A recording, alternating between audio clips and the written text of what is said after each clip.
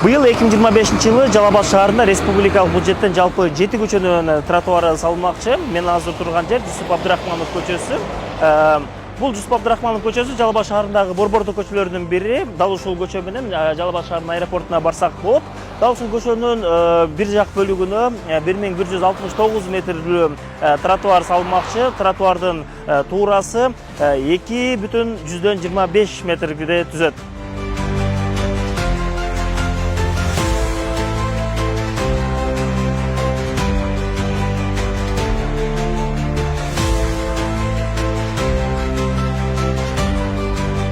Маяковский көчөсүнүн Жеңишей салуу багын бойлой кеткен бир тарабына узундугу 315 метр болгон тротуар салынат.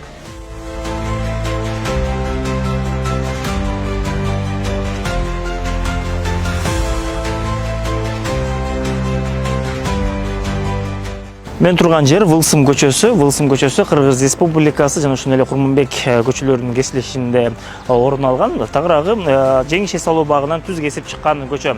Өзүңүздөргө маалым болгондой, дал ушул көчө былтыр асфальтталган болчу. Ал эми быйыл болсо эки жакта өргөн тротуар куруу жумуштары дагы жүргүзүлөт. Тротуардын узундугу жалпы 1200 метр болот, ал эми туурасы 1,5 метрди түзөт.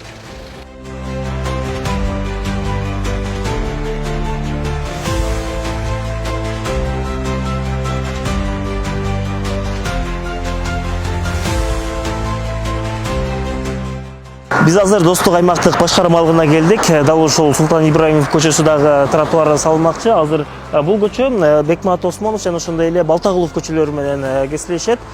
Тротуардын жалпы узундугу жолдун эки жак бетин кошо эсептегенде 2098 метр, ал эми туурасы болсо 2 метрден 3,25 метрге чейин кеңейтилмекчи. Азыркы учурда курулуш иштери башталган.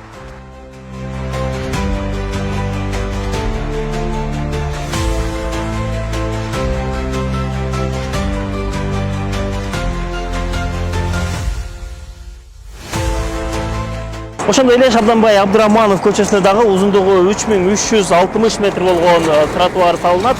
Тротуарлар Курманбек көчөсүнөн темир жолго чейинки аралыгына бир тарабына боло турган болсо, темир жолдон баштап Тукбай Тайгараев айланпасына чейинки бөлүгүнө эки тарабына салынмакчы.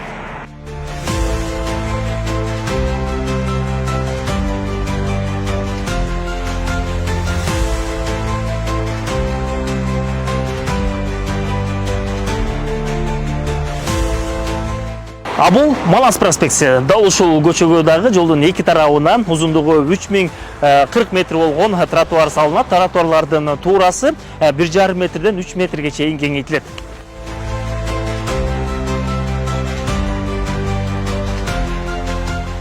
Жана ошондой эле дал ушул Муктар Исакулов көчөсүнүн узундугу 1189 метр, ал эми туурасы 1,5 метрден 3 метрге чейин тротуар салынат. Ошентип 2025-жылы республикалык бюджеттен Жалал Абад шаарына жалпы 12 километрден ашуун тротуар салынмакчы.